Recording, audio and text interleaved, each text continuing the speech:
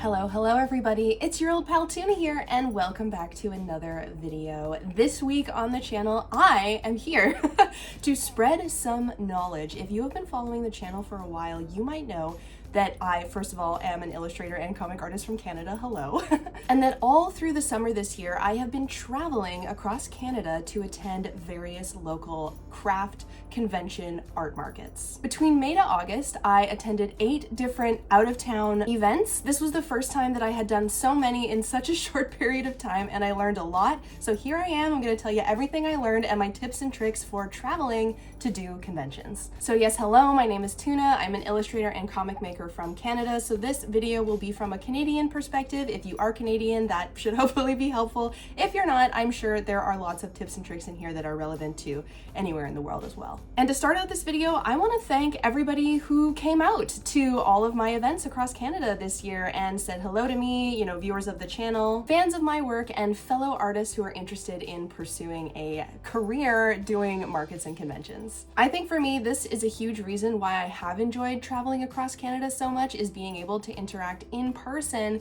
with people that I know from the internet. But there are actually a few really good reasons to travel to cons, whether or not you have a following online. I would say if you are at a point in your market career where you've sort of done all of the local shows, you've gotten a taste for what works for you and what doesn't, who your audience is, that it's a good time to think about starting to travel for more events. I think the most obvious benefit to this is that by doing so, you'll be expanding your sphere of influence and your customer base. I don't want to say you can burn out your local customer base, but you're going and finding new customer bases, new audiences. And while it is expensive to travel for cons and events, I'll get into that later, there is also the added benefit of not having to make those extra sales online. So if you do want to pivot from an online store to focusing more on in-person events, traveling is a great way to take the pressure off of online selling and get your merchandise in front of more people. But aside from a business perspective, I also think that traveling for cons is a great opportunity to meet new artists, meet new creators across the country or even the world. I've actually made so many friends and connections through getting myself out of my comfort zone and meeting people IRL, as much as I love meeting people online. One of the things that I've really been thinking about a lot lately is how much I value the person-to-person experience, and being able to travel to meet more people has, been a big part of that. The last reason why you might want to travel to cons is that you love traveling. I would say this is maybe a bit of a prerequisite. If you hate traveling, if you hate driving, if you hate taking a plane, maybe consider focusing your efforts elsewhere. But if you do like seeing a new city, meeting new people, this is a great way to do so and make money as well. So I think obviously the first question on your mind is like, which con do I want to go to? So when you're deciding, obviously reflect on your own experience, like who is your clientele? Where are they showing up? Are they going to anime cons? Are they going to, witchy craft markets? Maybe you're looking at more of like a Comic-Con or a fan expo, or even something like a TwitchCon or that YouTube convention, I would say the baseline is that you do want to choose a show that's pretty well established and that kind of has a reputation for a lot of volume. It doesn't necessarily need to be a show with multiple days. It can be a one-day show that might be worth traveling for. But I'm gonna be so for real. At this point, I just apply to anything in Canada that sounds kind of interesting to me, and then if I get in, I'll go and check it out. If I don't, well, it's a decision out of my hands, isn't it? Obviously, the biggest question when you're choosing where to go and figuring out if traveling for cons is for you is assessing the cost scenario. So there are multiple categories of expenses to take into consideration when you are traveling. I will list them here for you and we will go through them one by one. So the first one is table cost. I find that a lot of shows generally have kind of a $100 a day Canadian table average. There's some that are more, there's some that are less, but that's kind of like a ballpark number that you can expect for any convention. But there's always the opportunity to get a half table if you do have a display that can condense down to 3 or 4 feet. This is a great option for shaving off like precious dollars off of the expenses that you're going to spend. Sometimes that person has to apply separately and then you guys get matched up later at the same table. Sometimes you can simply sublet your table to someone without the proper channels being addressed through the con. So definitely take a look when you apply which kind of con, what the rules are. And the other benefit to splitting a table is that you will have a buddy and that person can help you through throughout the course of the weekend if you are traveling alone for these sorts of things like I am. Obviously, traveling to the actual location is a huge expense, probably one of the biggest expenses, and depending on your, means and where you're going, you can fly, you can bus, you can drive. I don't drive, I don't have a car, I don't even have a license, so for me, I'm generally flying or busing to wherever it is that I'm going. Unfortunately, Canada is notorious for very, very high airline fees, so I haven't quite made it to the other side of the country yet. I've gone as far as Toronto and Montreal, and I believe the round trip for those were between like $400 to $500 for airfare. I do just want to warn you real quick, especially here in Canada, about there are some discount airlines that exist. I'm not going to name them necessarily, but do your research thoroughly before you decide to book with one of those, because often there are restrictions on carry-on, your luggage,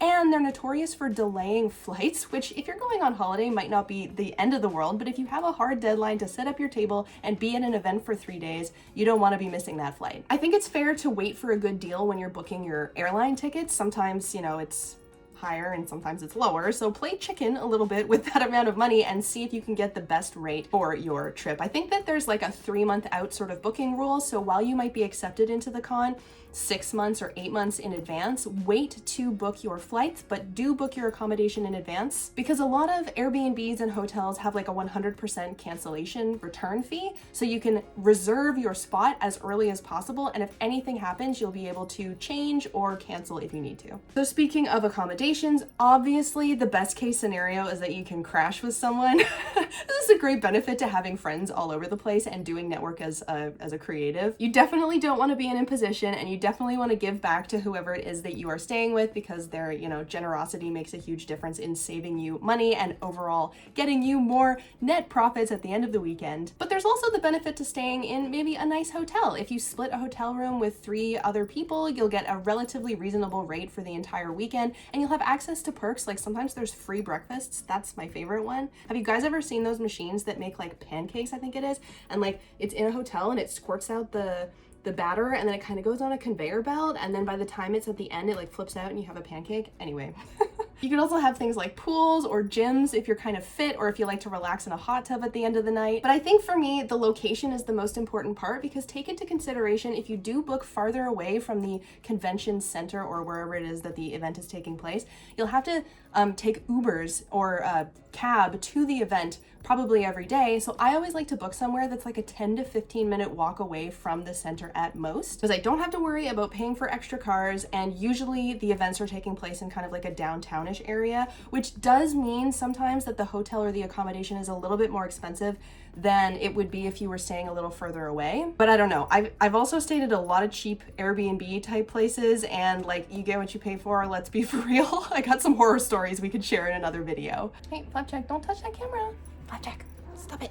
Obviously, I've mentioned Ubers already, so be sure that anything to and from the airport or any essential car rides are calculated into your expenses either before or after. And one of the, more overlookable expenses is obviously food costs. So depending on where you're staying, if you're staying in a hotel, you'll probably not have access to anything where you can make your food in the room. So that's kind of like a benefit to staying in an Airbnb. When I was in Winnipeg, I actually did all of my own cooking in my Airbnb and saved so much money on food. But sometimes when I travel for a con, I want to treat myself. So I do book out some nicer meals that might cost me, $50 or $60 with a glass of wine or a cocktail. And I do consider that all part of my expenses. So it is something to keep in mind and to plan ahead for. And all in all, I would say you're probably going to look at about $500 to $1,500 worth of expenses for your weekend. Yes, the swing is big, but I would really be surprised if you could manage to spend less than $500 on a travel con, because at the least, that's going to count for 3 days or 2 days of market at $100 each. Your food costs for a couple of days and your, extra costs. It adds up, let me tell you. But all that being said, those are your business expenses. Those are deductible, tax deductible expenses, so don't worry, it's all part of the plan. You do need to put in a little consideration as to whether or not you feel like you are going to be able to make these costs back at your particular convention. So, there's a level of risk involved, and the question is, how do you know if you're taking the right amount of risk? So one of the key things to doing travel conventions is having a network of friends and colleagues that you can talk to about these sorts of things. If you are at the point of your business that you are looking to travel, I would wager that you probably have some connections in the industry who you can talk to, and please feel welcome to reach out to them. There are all kinds of communities on Discord. I run one for the local Vancouver area. There are Facebook groups for national, international events, and there are people on Blue Sky. So if you know, worst case scenario, you need to put out a tweet in the world. Oh my God, not a tweet. Yeesh. Worst case scenario, you need to put out a post in the world and be like, anyone been to this show? Let me know what you think. You never know. Maybe somebody who you follow and follows you back will, you know, volunteer the information. And if you get the chance to, if you haven't already made friends at a local show, feel welcome to go around and be friendly. Like, we're all in this together. And if you do strike up a conversation with a fellow artist and the, you know, conversation kind of leads in a way where you'd feel comfortable asking them about their experience at a show that you'd like to try that is a travel event, go for it. And in my opinion, across the board, the best way to ask somebody how an event went for them is to ask them, how did the sales compare to their average sales? Everybody sells a different amount depending on what kinds of products and items that they are selling. So it's not important the actual numbers that people are selling at these events. What is important is how it compares to something maybe that you'd be more familiar with, like a particular local show. So you can be like, oh, you know, how did Icon compare to Anime Revolution for you this year? And they can be like, oh, well, I made 35% more at Icon. So obviously it's a little bit better than Anime Revolution. Now, obviously these are not hard and fast rules. You will get mixed reviews depending on so many different factors when it comes to a show, but it can be a good baseline for you to decide if you think it's going to be worth the risk. And the other reason that it might be worth the risk is you may actually want to go to that location. So sometimes a travel con can just turn into a paid vacation. If you book a few days before or after the event to enjoy the city, you can make your money on the weekend and do some traveling while you're already there and you've already paid for the airfare. This is pretty much what I did for Montreal, the MCAF. If you go and watch that vlog from earlier this year, I was there for about a week. I wrangled my partner in to come with me so that we could have a couple of days in Montreal because it's just such a great city, and he could help me out at the very busy outdoor Montreal Comic Arts Festival that I was attending. And we got engaged there too. So you never know what's gonna happen when you travel for work, let me tell you. I think that goes over most of the details about how you're gonna choose which events you want to go to. I'm gonna go over some of the logistics now about how you actually get yourself and your merchandise to these locations. Let's talk merchandise first. There's a big question of like how much to bring to these sorts of things. I would say, again, take an educated guess based on comparisons to similar sized shows. So if you are going to a 3-day event, look back on other 3-day events you've done locally, see what you were selling and bring a volume based on that. The other way that you can calculate is estimating the revenue that you would get from selling out of all of your items. Obviously, you know, you selling out of everything would be a great situation, but you can maximize smaller items because obviously they don't take up as much space in your suitcase or your boxes that you're going to ship, and count out the number of larger items that you estimate you might sell. For me, that was always my tote bags. Those were really fussy to move around. I don't sell them anymore, but I knew that I would usually sell no more than 5 of a particular tote bag design at any given event. So I would bring 3 to 5 of every single design, depending on which ones were most popular. So how are you going to get your merch there? There are obviously 2 ways to do this. You can ship it ahead of you or bring it all with you in your luggage. There are 3 different ways you can ship your merch ahead of you. 1, you can ship it to the event directly. Some bigger events do accommodate these sorts of receivings. 2, you can ship it to your hotel. Another situation where some hotels will receive merchandise for you. Just double check with them in advance. And if you're lucky and you know people living in the city that you're going to, you can ship it to a friend. This feels like the safest way to do it to me, so that's usually how I do it. But if you don't want to ship things ahead for any particular reason, obviously you can travel with it. The only downside to this is that sometimes luggage can be expensive. We'll get into that in a moment. But I'll mention now, you might think like, is airport security gonna be like disturbed by what I'm bringing here? The answer is no. I did have a whole bunch of enamel pins in my carry-on bag at one point, and it went through the x-ray machine and they opened it up and they're like, what the heck is this? And I'm like, oh, it's just merchandise. And they're like, okay, no problem. Just looked a little weird, but it went through okay. I would say that I do kind of like a split system where I will travel with my display and a little bit of my merchandise, and I will ship a box of kind of smaller merchandise ahead of me. A box kind of ends up being, I don't know, about this big, usually around $30 to ship, and it keeps me from having to have a second luggage to bring with me on the plane, which saves me like the $60 for the second bag and the struggle of having to lug 2 large bags around.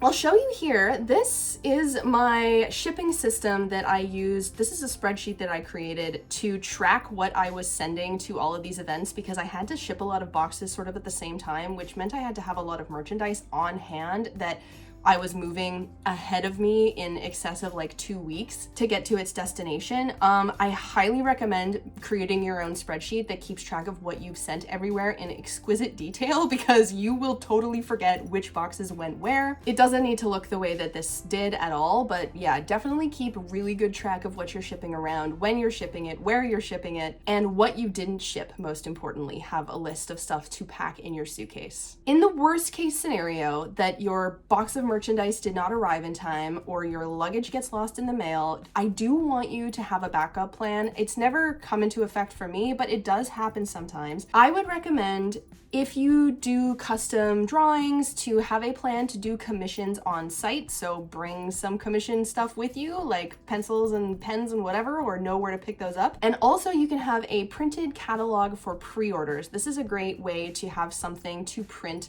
like the day before if you know your merchandise is not going to arrive. Just keep a PDF of all your merchandise, and then take into consideration the shipping cost. You can kind of like discount shipping just to incentivize sales, but a lot of people will take pity on you if you're sitting at a market and you have nothing there, so they will make an exception and pay that shipping cost. Don't lose money. I've done that before, where I've sold out of stock of a certain item and given it to a customer at just the face value item cost without taking into consideration shipping, and ended up, you know, making $0 on the sale. And you know, a happy customer is worth a $0 sale sometimes, but you don't want to make a habit of it. Let's talk about display now. So I would say you do want to move your display as part of your luggage. It just seems very large to ship ahead, in my opinion. And often if you are going to multiple events like I was, you want to have your display on hand so that you are moving it back and forth without issue. The most important thing, if you are flying and you are one little guy like I am, is to have a very modular display. That means that everything can collapse down to small enough to fit inside of your luggage, which is why we love grid cubes in this house. We love grid cubes. They are lightweight, they are easy to assemble, and they're very customizable, I would say. There's a lot of things that you can do with them in terms of printing custom vinyl covers for them, or just decorating them in general. In a perfect world, I would have some sort of display made of wood and metal and custom cutouts and custom painted stuff, but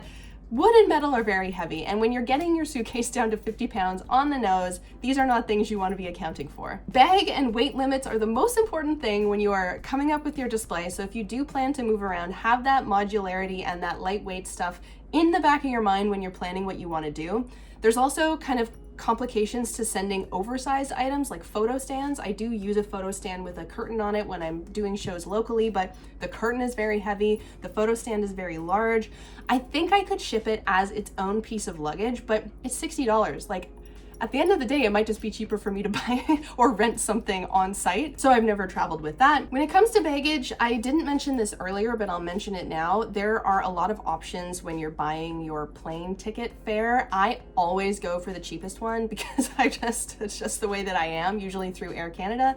And I do pay the extra for the extra bag. And nowadays you don't get a carry-on, you just can have a backpack. So I do fill my backpack full of heavy stuff and just maximize the room that I have in the big suitcase and the backpack. I actually now know exactly what 50 pounds feels like when I pick up my bag at home, so I can pack it right to the nose. And in some situations, it might be cheaper to, instead of having like a second bag, if you don't need that full 50 pounds, it might be cheaper to mail a box. Like I said, a box is about $30 to send across Canada, whereas the second extra suitcase is often around $60. So do it all in advance, give yourself plenty of time, no last minute, because it's gonna save you money and struggle in the long run. And one more thing I wanna mention is what you should have in your carry-on bag and some stuff that I recommend having on hand. So carry-on, you obviously wanna put anything with a battery, like if you're bringing your computer, your Square reader, if you've got one like I do that prints receipts, that has to go in your carry-on.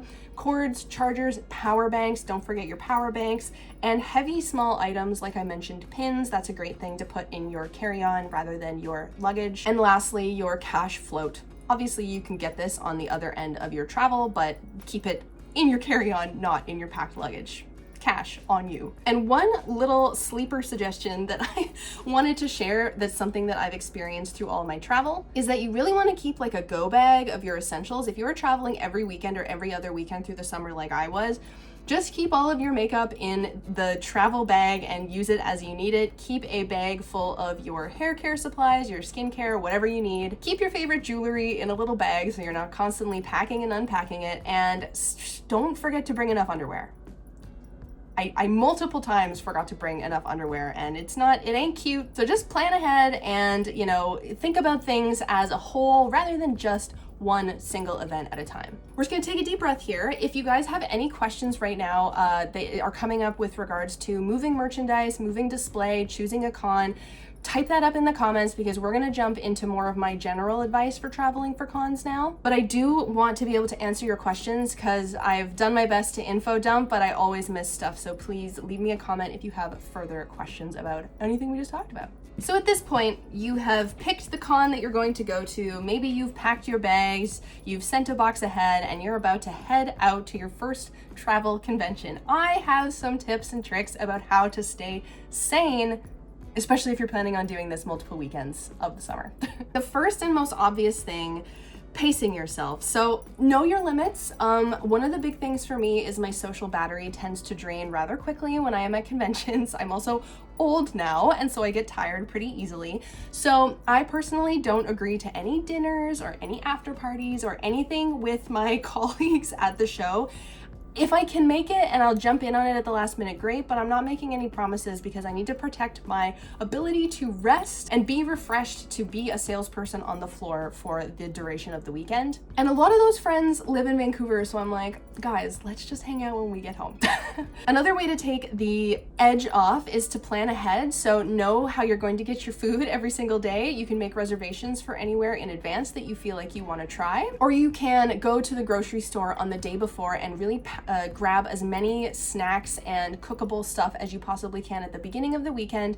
You know, obviously within reason, try not to be wasteful, but if you get that all out of the way on one day, you don't have to worry about it for the rest of the weekend. So definitely plan ahead. We've touched on the idea of having helpers a few times. One of the good things about having networked with a lot of colleagues who might also be going to these shows is that, you know, you can get in touch with them if you have some sort of emergency or if you need some help while you are on the show floor over the weekend. But worst case scenario, if you don't already know anybody, just make friends with your table neighbors. There's a 90% chance that the people around you will be friendly or nice, and take the opportunity to get to know them and to connect so that you have them as a connection going forward, because they are probably either from the city that you're in for the show or traveling conventioneers as well. Some of my must-haves with traveling, obviously there is an increased risk of getting sick. I think you're pretty increased risk of getting sick by being at conventions in general. So if you are gonna hit the ground running and book a ton of conventions over a particularly short period of time, do consider masking up. Have that hand sanitizer close at hand. You do not want to get sick while you're this busy, so do your best to mitigate it. I talked about food. Be sure to grab some stuff to keep on the show floor. Some shows have, you know, you're on the floor for like 10 hours, and yeah, you could go to their concession and get a $10 hot dog if you wanted, but you could also go ahead of time and stock up on stuff like crackers or pretzels, some fresh fruit, I always like those little fruit packets that come in like the water, and you peel it open and you like get a little sugar hit. Pastries are also a good choice, and don't forget your refillable water bottle. Most events have somewhere you can fill a water bottle, and you're gonna want to stay hydrated, okay? I did kind of cover enjoying the city and maybe taking in some sights and sounds depending on what you have available and how much time you have. I always go to cat cafes every time I travel. That's my little treat to myself, usually on like the end of the day on the Saturday or the Friday. But I would also recommend knowing where the drugstores, the superstores, the Winners, the Walmarts are in relation to where you're staying, because you never know when you're going to realize you forgot something, and you want to know that you can go pick that up like before the show starts or after the show finishes. Maybe sneak away in the middle if you really have to. Also good to know where like a Staples might be if you want to print some extra prints if you run out, because everyone really loves this one particular thing. So yeah, just have that in mind so that you know where to go in case of a emergency. Last note on this category is, what about my cats? A lot of people, when I put out like kind of a feeler to see what people wanted me to talk about in this video, were like, who was watching your cats? Well, I live with my partner, so he was taking care of the cats while I was gone, but definitely, if we were both gone, like we were for the Montreal trip that we took together, we have local friends who we asked to come by a couple of times a day just to feed the cats, scoop the poop, and make sure that they are still alive. We also have cameras set up in the house, but we never do that thing where you talk to the animal through the camera, because we don't want the cats to know that the cameras are there, because they will attack and destroy the cameras. This is their domain, and they don't want us to know what they're up to when we're not here.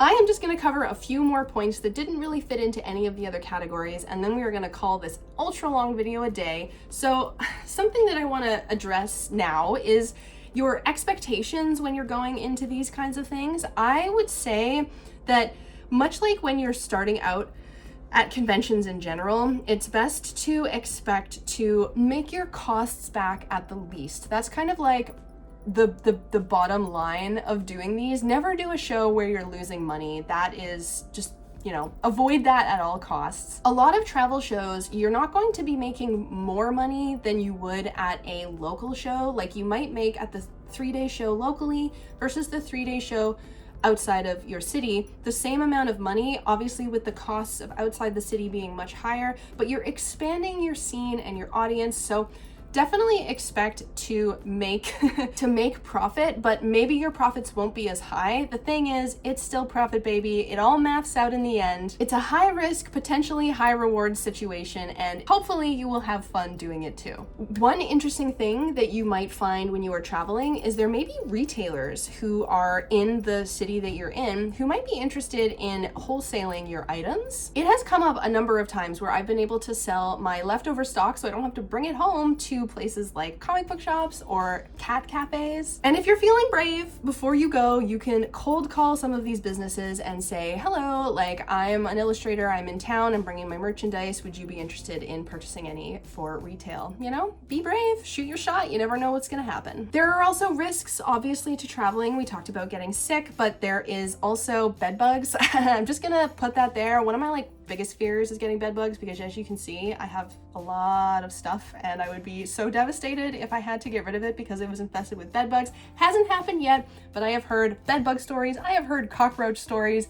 Please be aware that it is a risk that you are assuming, and that is a good reason to not book the most budget option that you can find for accommodations. But sometimes these things are out of our control. I'll also mention that there is the option of getting travel insurance. I don't usually get travel insurance, but if you are a risk-averse person, definitely look into your options there, because it can cover stuff for cancellations and, you know, whatever, losses. We don't like losses. But on the flip side, you can also look into stuff like travel credit cards and membership deals. I kind of haven't quite gotten to that point yet. It's not my favorite side of my business, but if you are savvy with that sort of thing, look into the benefits of like an Avion card through Visa. I know Amex is supposed to have a really good card for this sort of thing, and it can get you perks like nice accommodations or discounts on accommodations, or being able to hang out in the nice lounge at the airport, where I've been on multiple occasions where my friends are sitting behind like a piece of glass, like enjoying their free drink in the Air Canada lounge, and I'm just like, let me in, sitting amongst the squares. And before we call it quits, I am going to talk about one thing that I'm sure you're surprised I haven't brought up yet in the video, which is border crossings. So in Canada, there are no restrictions across provinces. You do want to take into account what the tax rates are from province to province, because you might have to collect and remit a different amount depending on where you are. But here's the thing. Traveling outside of the country is risky. A lot of people do it, and it can certainly be worthwhile, especially if you're a Canadian looking to go to the US to do this sort of work. But yeah, there are a lot of restrictions to doing so legally, and I think if you asked around, you would find that a lot of people are not doing it to the books, so to speak. So if you are, again, not particularly risk averse, you can definitely confer with some of your colleagues about how they are doing it. I'm not going to give you any advice in this video, so please don't ask me, because I have heard every single nightmare situation in the books when it comes to crossing the border in both directions, and I therefore do not travel across the border anymore to do conventions, and especially not now. That being said, if you are American or if you are looking to cross a border to travel, just keep in mind that a lot of cities, states, countries have different tax rules, different business license rules, and you want to make sure that you are following as many of them as possible. So do your research in advance and figure out what is required for where you are going. Okay, I think that's it. I think that's all that I have to say. I don't think I have forgotten anything.